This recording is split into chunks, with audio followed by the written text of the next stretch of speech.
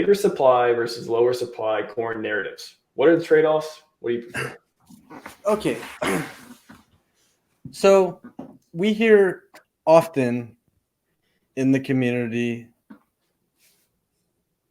I wouldn't say often, I'd say recently, you may hear some narratives that lower supply means that the price can go up harder or higher because there's not a whole lot available in circulation. Well, it's just math, people. It's just a decimal point. It really is.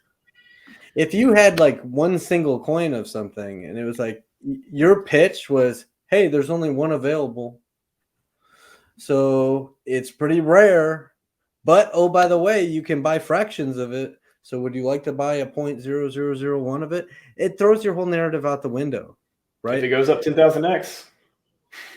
In my opinion, from watching a lot of meme coins and SafeMoon and Hex and a lot of things, I think people prefer high supply, something that has a large supply. If you have double the supply, but it's half the price, but when you buy it, you feel better because you got more of it, or you don't have a decimal of it. You have like a whole round number. It just makes you feel better, right? So this is called unit bias.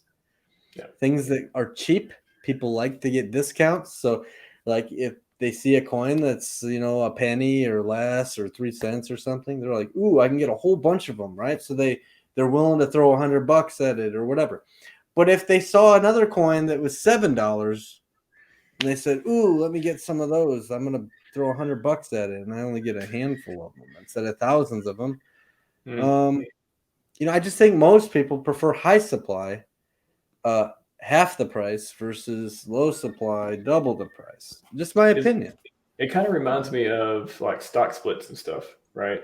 Why do they happen? Is it psychological of like, I'd rather buy, get one Amazon or two Amazon shares for 2,000 versus, one for 2,000 or, whatever it is, whatever the numbers are. Does it kind of play into just a psychological narrative of markets? Yeah, it's just a psychological little trick, it makes you want people to feel like they're getting a lot for cheap, right? You don't want to make them feel like they're paying a lot and not getting very many. The brain works the opposite way. I mean, how many people, talk about being a whole coiner for Bitcoin, right? Because they're trying to get a whole Bitcoin, especially when it was up to like 65K. And they're like, oh my gosh, man, I'm just saving up. I want to get, that whole coin, right? They're striving to get to that one number for that completist mentality that we have versus a lot of, units of something or multiple units of something. So, it's just a mental game when it's all said and done. If you're looking at Tesla stock when it was at its highest, or Apple stock at its highest, right?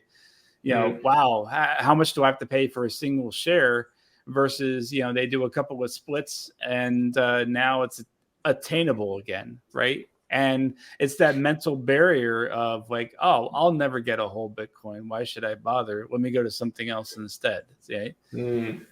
Shout out to unobtainable coin. If anyone remembers that, very low supply. When you said the word obtainable, it made me think of it. UBO or something like that. Yeah, I remember that.